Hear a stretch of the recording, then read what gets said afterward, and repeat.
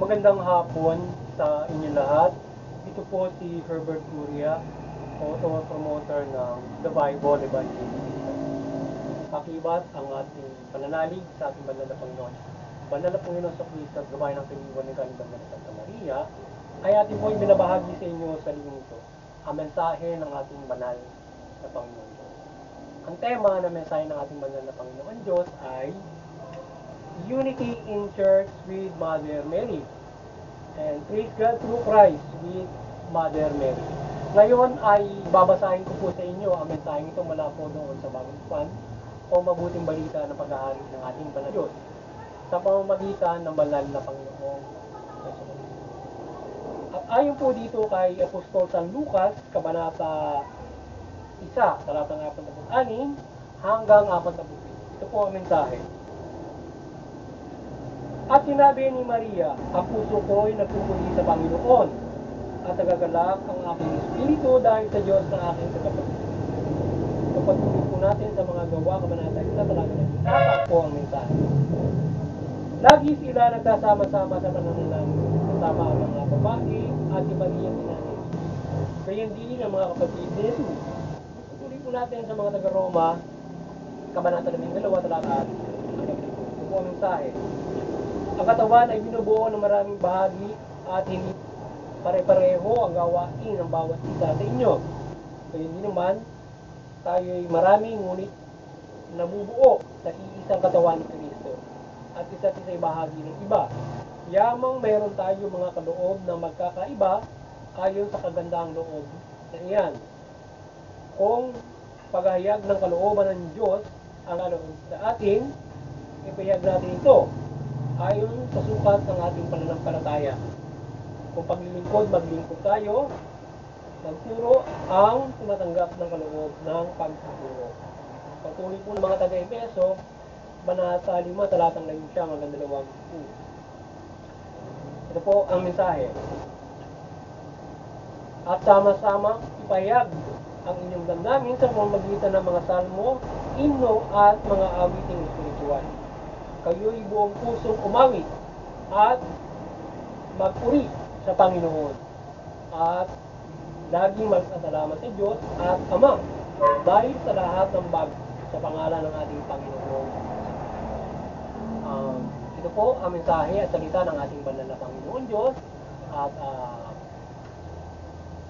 ating pong pasalamatan ang ating banal na Panginoon Diyos mula sa ating banal na Panginoon Yesu Cristo.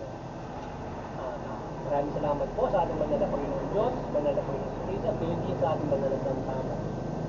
Ngayon po ay maliliwanag ko sa inyo ang mga mensahe nito mula po doon sa tema na Unity in Church with Mother Mary at Praise God through Christ with Mother Mary.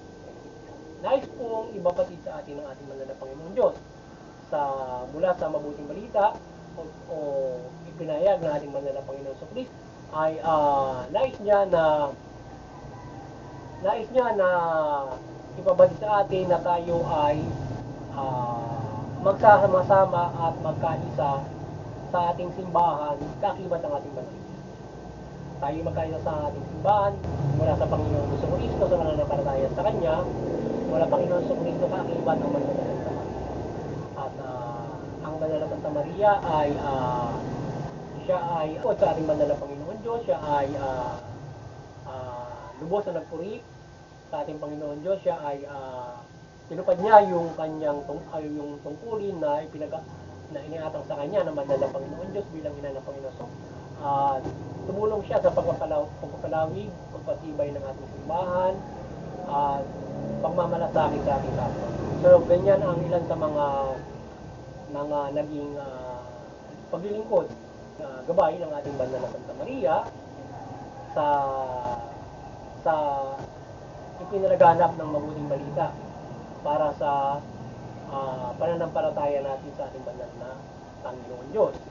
Kaya siya ay ating maging kasama sa ating simbahan at ating pananampalataya sa ating banal na Panginoon.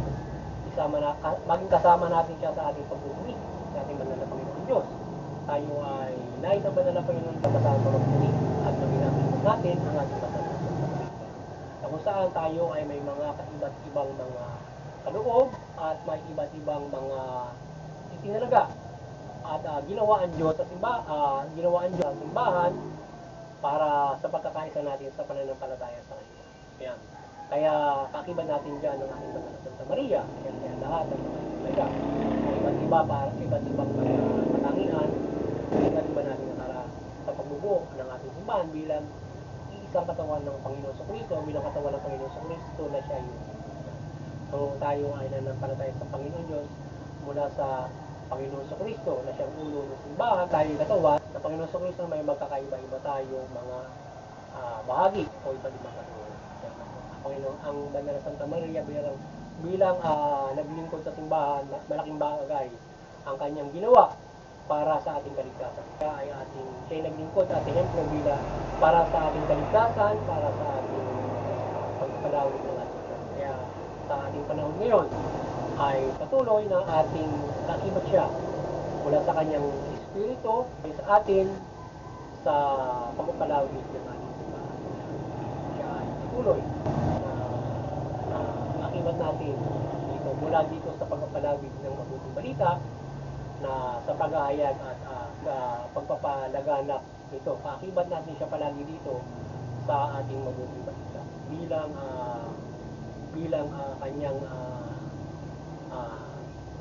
bilang paglilingkod niya at kanyang nagawa. Panginoon, na dapat natin alalahanin at palaganapin at kaakibat natin sa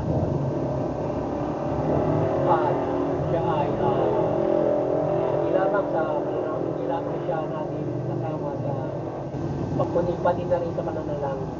Tayo palagi magpasalamat sa atin sa Banal na Santa Maria sa Panginoon Diyos mula Panginoon sa Kristo.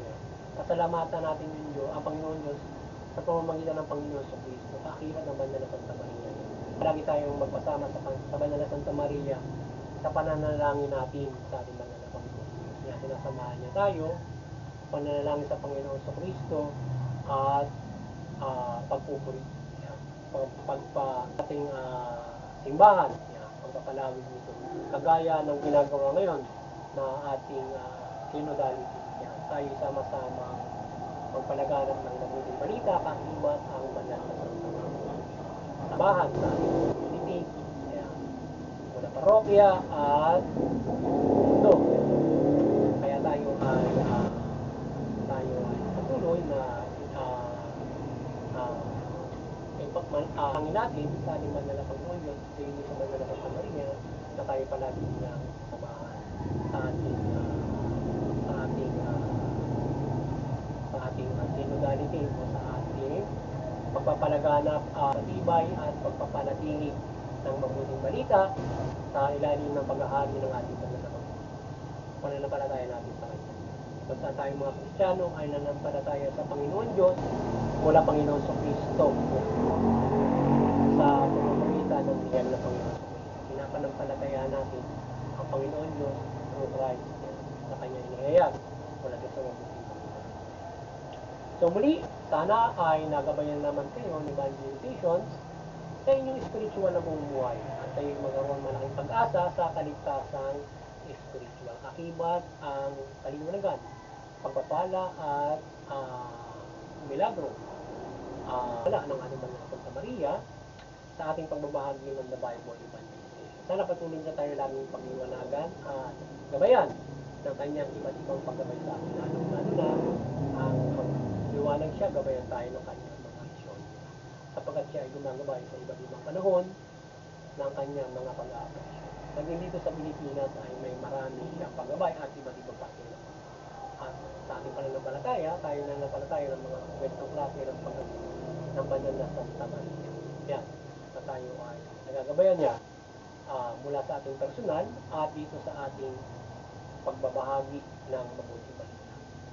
Tayo ay nananampalataya ng paggabay ng Banal sa kanyang ginagabayan. Sana ay dito sa ating pagbabahagi ito patuloy tayo gabayan sa kanyang kaliwanagan at maibahagi natin ito sa ating pagbabahagi ng mabuting balita at kayo tayo sa Panginoon. At sa lahat ay pakinggan natin ang mabuting sapagkat ito yung makagagabay sa atin kung paano tayo mabubuhay ng may kaligtasan at magpapasalamat tayo kung tayo ay gabay ng Maria at ng iba't ibang gabay ng ating Panginoon Diyos, Banal na Panginoon sa Kristo sa pagtalima ng mabuting balita. Yan. At tayo naman ay pwede rin bumili sa ating banal na Panginoon Diyos mula Panginoon sa Kristo sa pangalan ng Panginoon Jesu Cristo. Kung natin palimutan na palagi tayo magpasalamat sa kaloob niya sa atin pagkatapos. At pagdating ng panahon ay pagkaroon tayo ng kaligtasan. Sapagkat itong mabuting balitang ito ang magiging sukatan o magiging batayan kapag mga sa atin o na Panginoon sa Kristo na parang ito ay isang parang batas, no? Na o parang siya yung batayan na pagbabatayan kung paano ka maniligtas o paano ka marunong sa mabuting balita na inihag ng ating at muli doon sa intervention nito, patuloy tayong magkaisa. At unawain natin yung ating mga reliyon. Natin sa mga Kristiyano, ang reliyon, kagaya ng reliyon ng Muslim, ng reliyon ng Budismo, reliyon ng iba't ibang mga Islam, iba't ibang mga reliyon. So tayo ay magkaisa, unawain natin yung ating mga reliyon upang maiwasan natin yung hindi pagkakaunawaan. Bagkus ay unawain natin yung ating mga pinaniniwalaan at maiiwasan natin ang mga sigalutan, hindi pagkakaunawa na nauwi sa karahasan, higmaan na mas malaki pa. Kaya kung tayo ay mag-unawaan at makapagpapairal tayo ng kapayapaan, pagtutulungan, pagmamahalan sa isa't isa at patibay ng ating mundo o ng pagkakaisa at kapayapaan. At malikhain natin ang lahat mula sa pamilya, mga bansa, komunidad at mga bansa sa bawat mga bansa sa kapayapaan, pagkakaisa at pagkakaisa. Sapagkat kung maging ehemplo ng pagkakaisa, kapayapaan ng bawat mga reliyon ay lalong magiging magkakaisa ang bawat mga bansa. Kung tayo ay kung yung bawat mga reliyon ay nagkakaroon ng mga sigalutan, ito ay hindi nakabubuti sa mga pamilya, sa komunidad at sa bawat mga bansa o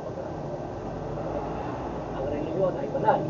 Kaya ito ay mayroong batik, ito hindi maganda na tayo ay nagkakaroon ng mga sigalutan. Tayo unawain at higit na natin unawa natin ang pagpapalaganap ng kapayapaan. At muli doon naman sa CBCP and Vatican Church ay patuloy kayo maliwanagan ni Banal na Santa Maria at patuloy ninyo pagbuklugin niyo sa katanampalataya sa ating Panginoon Diyos mula Panginoong Jesucristo at mabuting balita. At ating munting kakayanan sa pagpapalaganap ng mabuting balita ay patuloy tayong umaasa ng paggabay ng Panginoon Diyos, Panginoon Jesucristo at gabay ng Banal na Santa Maria. At iba't iba niya mga gabay, mga milagro, malaki. At patuloy natin mapagpuslod yung sangkatauhan sa pananampalataya sa Panginoon Diyos mula Panginoon Jesucristo at mabuting balita. At sa mga kapamalan, kayo ay maliwanagan at magabayin kayo ng mabuting balita at magpahiral kayo ng mabuting pamamahala patas ng hostisya at tumunin niyo yung mga karapatan ng inyong mamamayan ng buong mundo. Sa gayon ay makapumuhay sila ng mabuti na ayon sa karapatan. At sila ay higit na makapananampalataya sa ating banal na Panginoon Diyos at matamo nila ang kaligtasan. Sana ay magabayan ang ating pamamahala mula man sa Pilipinas, iba't ibang at nagkakaisa ang mga. Magandang hapon sa inyo lahat at sana ay nagabayan naman kayo ng The Bible Evangelization sa pagbabahagi ng mabuting balita o salita ng ating banal na Panginoon ay naniwalagan at malinis upang kayo ay magkaroon ng malaking pag-asa sa inyong mula sa mabuting balita at tayo ay magabayan ng ating banal na Panginoon. Magandang hapon sa inyo lahat.